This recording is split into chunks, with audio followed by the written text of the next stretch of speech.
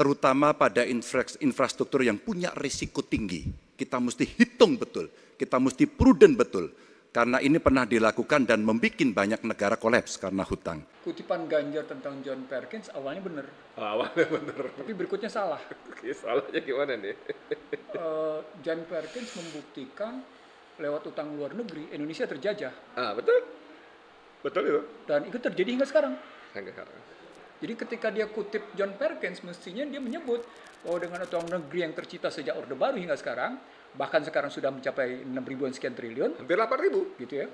Saya tidak berani menggunakan angka 8.000 karena saya menggunakan statistik ekonomi keuangan Bank Indonesia dengan Kementerian Keuangan. Data resmi pemerintah. Ya, artinya saya tidak akan mengambil data orang lain gitu ya.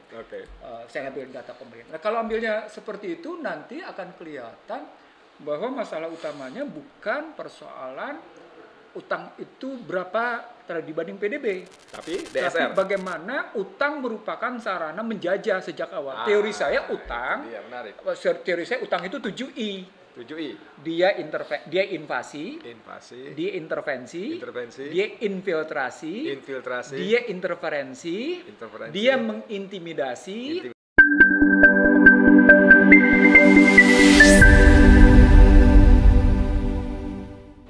Utang luar negeri adalah instrumen pembayaran yang sah. Namun, ada risiko intervensi kedaulatan oleh negara pemberi utang. Pertanyaannya, apa kebijakan paslon untuk menghindari intervensi kedaulatan Indonesia akibat utang yang terus bertambah? Waktu menjawab 2 menit Pak Prabowo, kami persilahkan. Baik, mengenai utang luar negeri, ternyata Indonesia sekarang, hutang luar negeri kita sebagai rasio perbandingan terhadap produk domestik bruto kita salah satu terendah di dunia. Jadi masih kita sekitar berada di sekitar 40%, sedangkan banyak negara jauh di atas kita. Kedua, kembali lagi dengan manajemen yang prudent, pengelolaan yang baik, dan dengan strategi ekonomi yang tepat, terutama dengan hilirisasi, di mana kita bisa mendapat keuntungan sebagai bangsa, ini memperkuat posisi tawar kita. Jadi saya kok tidak terlalu khawatir negara lain mau intervensi kita soal hutang. Kita sangat-sangat dihormati, kita tidak pernah default. Saya keliling seluruh dunia, mereka sangat hormat dengan Indonesia, kita tidak pernah gagal hutang, dan saya sangat optimis. Tapi kembali, kita harus punya kekuatan pertahanan yang kuat, supaya tidak bisa diintervensi, tidak bisa digertak, tidak bisa diintimidasi. Hanya dengan kekuatan kita akan dihormati, dan kita akan amankan kekayaan kita, amankan ekonomi kita, amankan pembangunan kita menuju Indonesia makmur, Indonesia kaya. Terima kasih. Masih ada sisa waktu Pak Prabowo? Ya, mohon tenang. Saya tegaskan kembali ya, bahwa pelajaran sejarah manusia yang lemah akan selalu ditindas. Kita lihat saja apa yang terjadi di Gaza. Kita tidak boleh lemah, kita tidak boleh. Baik, waktu habis. Dilindas oleh bangsa lain. Pak Prabowo, kami persilakan kepada calon presiden nomor urut 1, Bapak Anies Baswedan, untuk menanggapi jawaban dari capres nomor urut 2 dalam waktu. Oke, silakan Anissa. Baik, selanjutnya capres nomor urut 2, jawaban capres nomor urut 2 akan ditanggapi oleh calon presiden nomor urut 3, Bapak Ganjar Pranowo. Kami persilakan Bapak, Anda 1 menit. Kita membaca buku Convention of Economic Hitman dari John Perkins, bahwa hutang-hutang itu memang bisa mematikan. Maka hati-hati kalau mau hutang. Terutama pada infrastruktur yang punya risiko tinggi. Kita mesti hitung betul, kita mesti prudent betul. Karena ini pernah dilakukan dan membuat banyak negara kolaps karena hutang. Namun demikian, kalau mau pakai kekuatan dalam negeri, artinya wajib hukumnya kita mendorong ekonomi tumbuh 7%, kemudian govern berjalan bisa dengan baik, maka ICOR bisa turun 4%, dan kemudian kita mesti betul-betul anti korupsi. Kalau itu tidak dilakukan, maka tidak akan tumbuh ekonomi yang ada di tempat kita. Ease of doing business mesti dilakukan. Hanya saja memang kalau kita bicara pada industri pertahanan kita, mesti kita kuatkan industri dalam negeri. Jadi mohon maaf kaitan dengan hutang, no utang, no usang. Sehingga alutsista kita betul-betul kita lakukan transfer of teknologi dari dalam negeri. Waktunya habis. Waktu sudah habis. Mohon tenang, mohon tenang, mohon tenang. Sekali lagi mohon tenang. Kami persilakan kepada calon presiden nomor urut 1, Bapak Anies Baswedan menanggapi jawaban dari capres nomor urut 2 dalam waktu 1 menit, Pak Anies. Sebaiknya disebutkan berapa persentase yang ideal, Pak, untuk kita di Indonesia. Kalau hanya mengatakan bahwa kita termasuk yang terbaik, berapa angkanya? Menurut hemat kami, kita harus bisa mencapai maksimal angka 30% dari GDP. Sehingga kita aman di situ, di bawah 30%. Dan itu caranya apa? Dengan satu menata hutangnya, yang kedua memperbesar GDP-nya. Yang tidak kalah penting adalah melakukan pengembangan skema-skema yang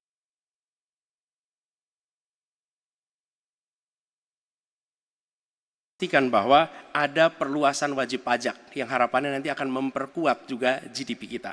Di samping mengurangi kebocoran pajak. Dan hutang-hutang yang kita gunakan untuk aktivitas produktif. Jangan hutang itu digunakan untuk kegiatan yang non-produktif. Misalnya, hutang dipakai untuk membeli alutsista bekas oleh Kementerian Pertahanan. Itu bukan sesuatu yang tepat. Justru kita harus sebaliknya yang kita kerjakan. Baik. Terima kasih. Harap tenang dulu. Harap tenang dulu. Kita kembali ke calon presiden nomor urut 2, Bapak Prabowo Subianto, untuk merespon tanggapan dari kedua capres. Waktu Bapak 1 menit, silakan. Saya nggak mengerti. Jangan-jangan guru kita, buku kita sama, Pak Ganjar. Kok saya banyak sependapat. Terus aja. Saya akan bilang AA. Saya bukan orang macam-macam. Tapi Pak Anies, saya kira Pak Anies perlu belajar ekonomi lagi, ya kan? Jadi kalau bilang ideal 30%, dasarnya apa? Yang di bawah kita itu Arab Saudi, Rusia, pokoknya negara-negara yang punya sumber alam yang luar biasa. Tetapi 40% ya salah satu terendah sekarang. Jadi kalau kita mau bangun industri, tadi saya setuju sebagian dari yang Bapak sampaikan. Oh iya, kenapa? Yang penting utang itu produktif. Itu saya setuju. Tapi kita bisa sampai 50%, tidak ada masalah. Kita tidak pernah default. Kita tidak pernah default. Kita dihormati di dunia. Baik. Terima kasih. Baik, terima kasih. Bang Nursi, saya soal globalisasi, soal utang luar negeri segala macam, saya lebih ingin menyoroti soal kesalahan umum ya menurut saya. Bang Nursi yang lebih paham. Menurut saya kesalahan umum pemerintah kita, pejabat kita selalu menjadikan rasio utang luar negeri dengan PDB. Ya, apalagi kita ada Undang-Undang Nomor 17 tahun 2003 bahwa rasio yang aman itu 60%, sehingga menjadikan nafsu syahwat pejabat kita untuk terus berutang lebih besar lagi. Padahal kalau kita bicara PDB itu kan pendapatan seluruh pendapatan yang ada dalam negeri kita, mau swasta, mau asing, BUMN, segala macam gitu loh. Jadi tidak secara objektif mencerminkan tingkat kesejahteraan rakyat, ya kan? Apalagi kalau kita bicara misalnya utang per kapita, dengan asumsi seperti itu.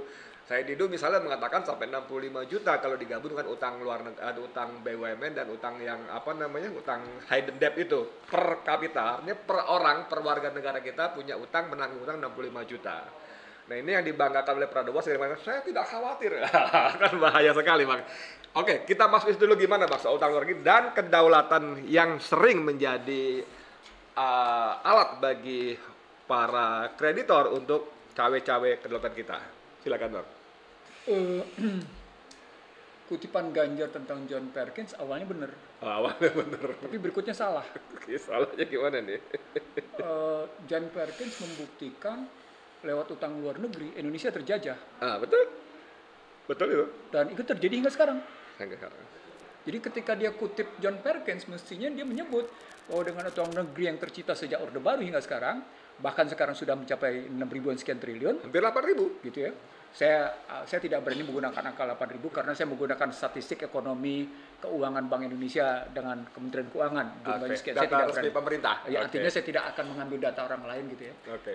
Saya ambil data pemerintah. Nah, kalau ambilnya seperti itu nanti akan kelihatan bahwa masalah utamanya bukan persoalan utang itu berapa dibanding PDB. Tapi Tapi DSR. bagaimana utang merupakan sarana menjajah sejak awal. Teori saya utang, Iya, menarik.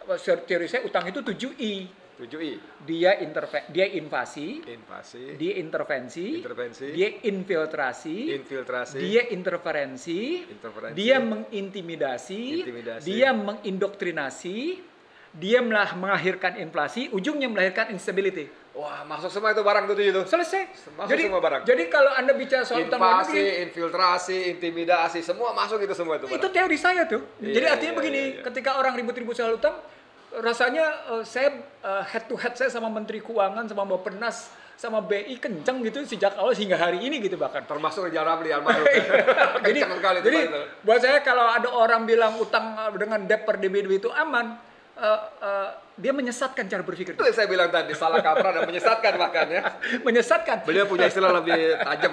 Saya bilang salah kaprah, dia menyesatkan. Oke. Tadi PDB Anda mengambil ukurnya betul. Sekarang ketika dia bilang angka debt per GDP itu 34%, bukan 40, salah.